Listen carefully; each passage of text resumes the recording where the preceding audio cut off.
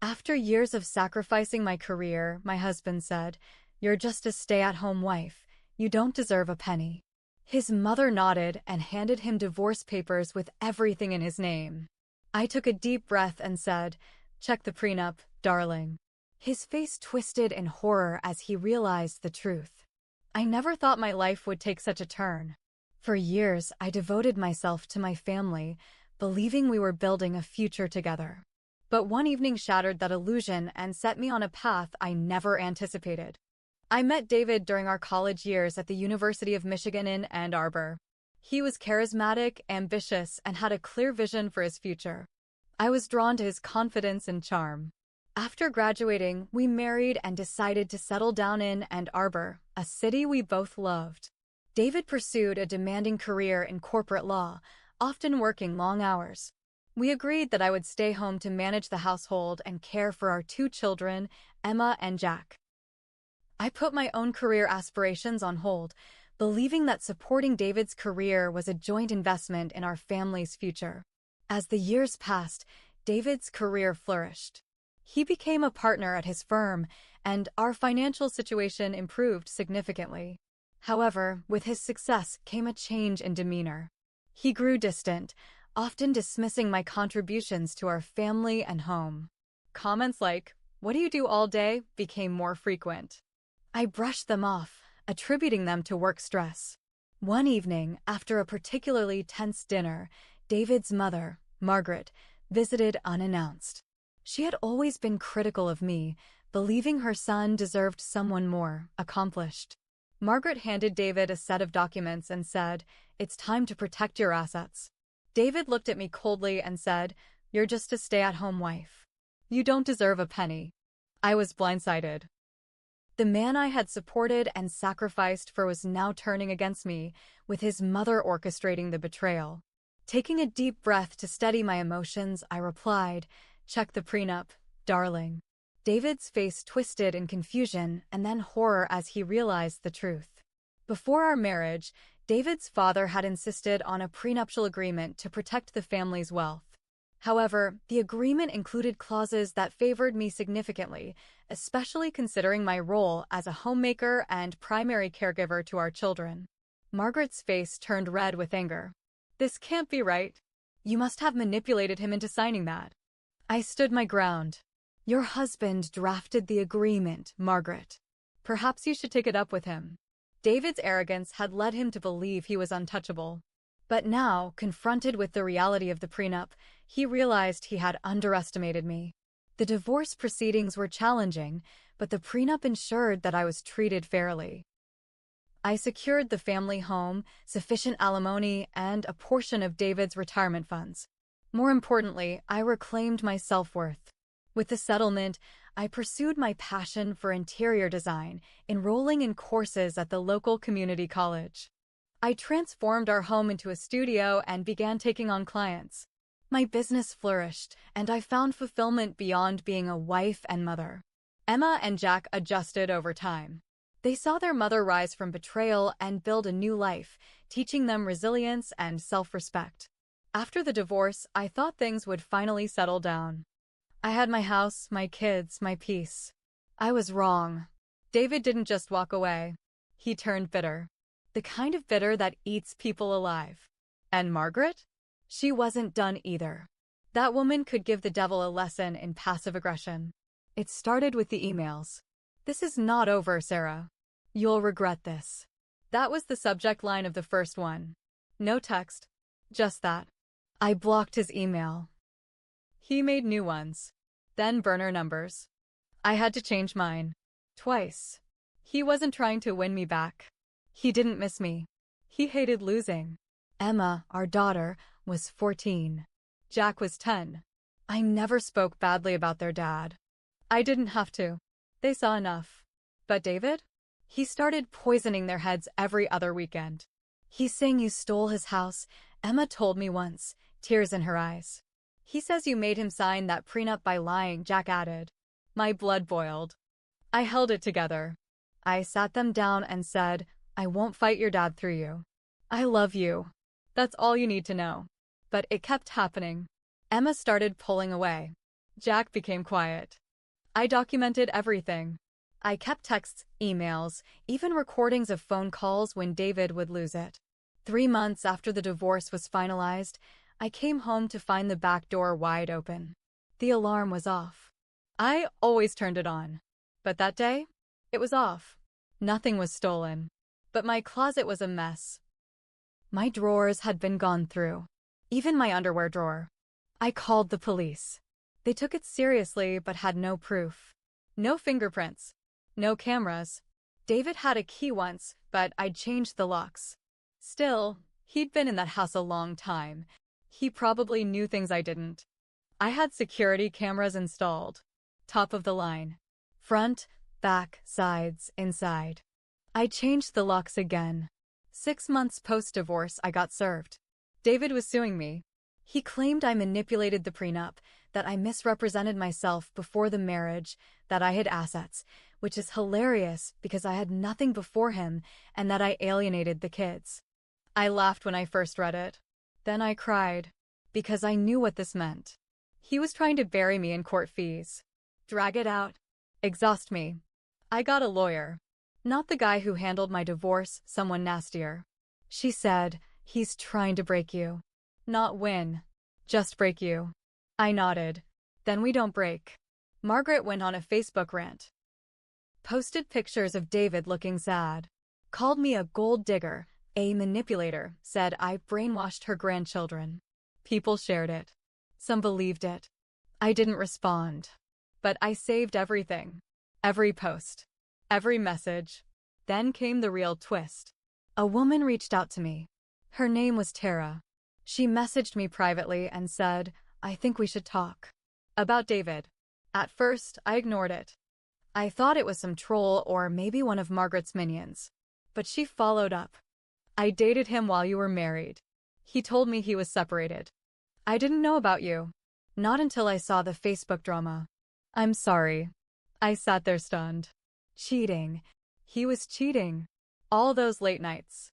All the work trips. I always had suspicions but no proof. Now here it was. Just handed to me. Tara didn't stop there. She had texts. Photos.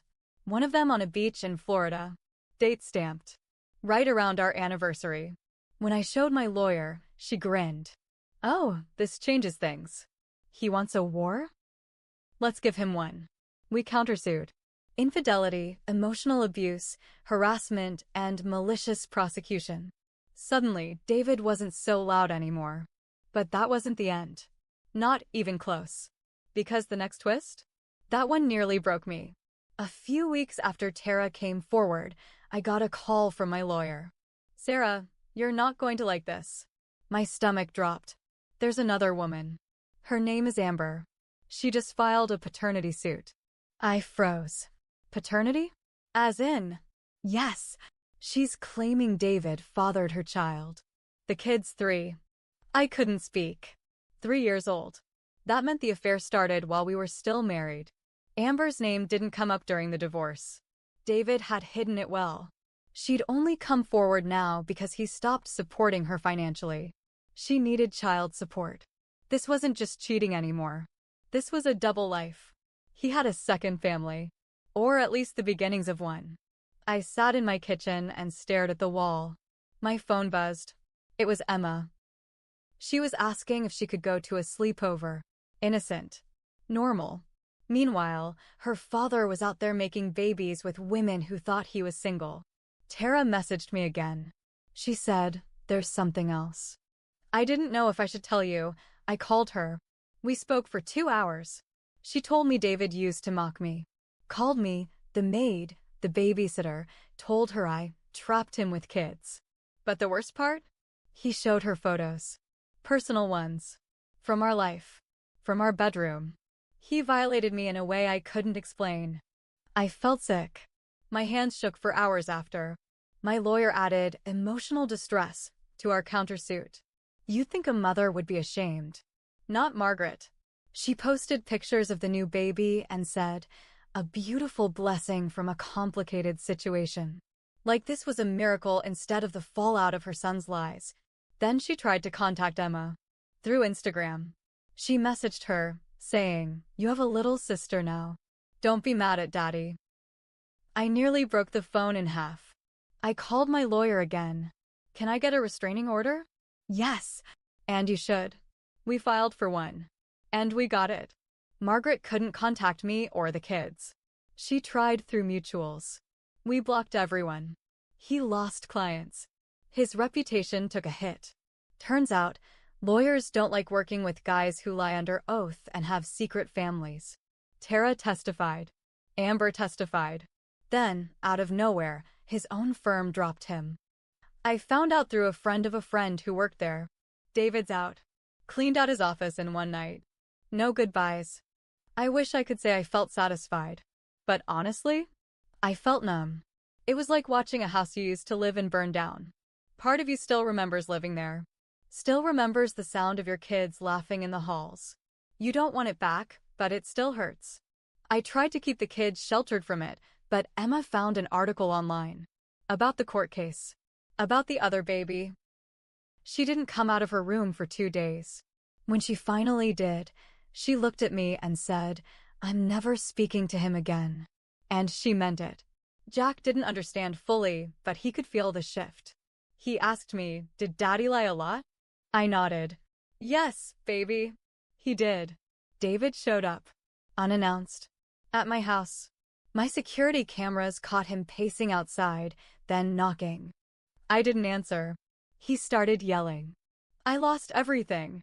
Are you happy now?" Then he screamed, "You ruined my life."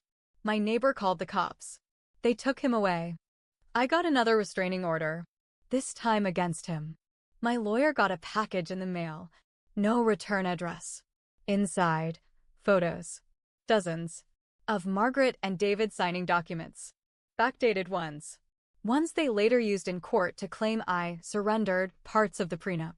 They forged documents. And someone inside their circle sent proof to my lawyer. The moment we got it, my lawyer said one thing: "We're going to bury them." The forged documents were the nail in the coffin. My lawyer moved fast. We took everything to the judge. Emails, witness statements, timestamps. Every lie David and Margaret tried to pull was right there in black and white. The court didn't just throw out David's lawsuit against me. They opened a criminal investigation. Fraud, perjury, forgery. And Margaret? She wasn't just helping her son like she claimed. She was co-signing illegal documents. That meant conspiracy. I didn't expect it to go that far, but it did. They both got indicted. When the sheriff's department showed up at his condo, he was already drunk. News got out fast. The local press ran with the story. Prominent lawyer arrested for fraud in ugly divorce battle. The comments were brutal. She lost her standing at the country club. Her little bridge group dropped her. Her church basically shunned her once the truth came out. Turns out, people don't like a grandmother who helps her son destroy the mother of his children. She had to sell her house to pay legal fees. Tara reached out again. She said, "I thought I loved him. I feel sick now." She sent me more messages from David, dark, manipulative ones. Stuff she had held onto but was scared to share before. Amber kept things more private, but she thanked me for standing up. If you hadn't pushed back, she said, he would have gotten away with all of it. For a while, I blamed myself too. For ignoring the signs. For not speaking up when the little red flags popped up in the marriage. I let things slide. I kept the peace. I made excuses for him, for Margaret, for a long time. That was on me. But here's what I learned. Being kind is not weakness. Trusting someone isn't a failure. But not doing anything once you know the truth? That's the real mistake. So I didn't stay quiet anymore. The judge ruled in my favor. Again. David owed me back alimony, legal fees, damages for emotional distress, and penalties for his fraud. The prenup was upheld fully. I kept the house, the money, and full custody of our kids. He got supervised visits. For now, Margaret was fined. Her assets frozen while the courts dealt with her role in the fraud. I wrote a letter. A public one. I posted it online. It went viral. I didn't name names. I didn't have to. But I told my story. Every lie, every betrayal, every dark moment.